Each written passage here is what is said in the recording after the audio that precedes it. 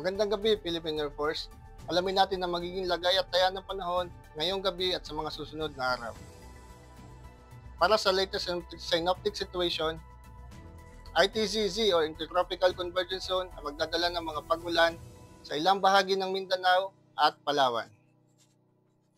Samantalang shearline naman ang magdadala ng mga pag-ulan sa silangang bahagi ng Northern Luzon. Habang ang hanging amihan o northeast monsoon ang makakaapekto at magdadala ng mga pag-ulan sa Batanes. At para sa ilang nalalabing bahagi ng bansa, asahan na makakaapekto ang easterlies o mainit na hangin na galing sa dagat Pasipiko. Para sa lagay ng taya ng panahon bukas, dulot na rin nga ng shearline, asahan na sa Kawayan, Philippine Rice at Baguio ay magkakaroon ng maulap na kalangitan na may kalat-kalat na pag-ulan, pagkulog at pagkidlat. Samantalang ang Metro Manila at nalalabing bahagi ng Luzon ay asahan ng bahagyang maulap na kalangitan na may pulo-pulong pag-ulan, pagkulog at pagkidlat. Para naman sa Tacloban, Cagayan de Oro at Davao, asahan ng maulap na kalangitan na may kalat-kalat na pag-ulan, pagkulog at pagkidlat, dulot na rin nga yan ng easterlies at ng Intertropical Convergence Zone o ITZZ.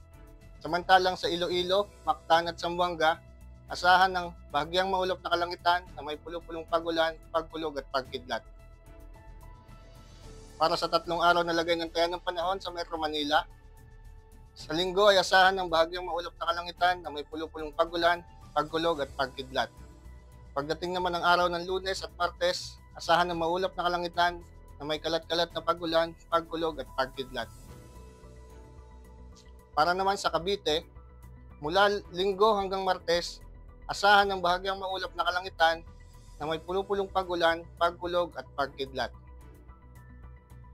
Para naman sa 3 araw na lagay ng taya ng panahon sa Angeles, Lipa, Puerto Princesa at Kalayaan Island, asahan na sa Linggo ay makakaranas sa mga nasabing lugar ng bahagyang maulap na kalangitan na may pulo-pulong pag-ulan, pagkulog at pagkidlat.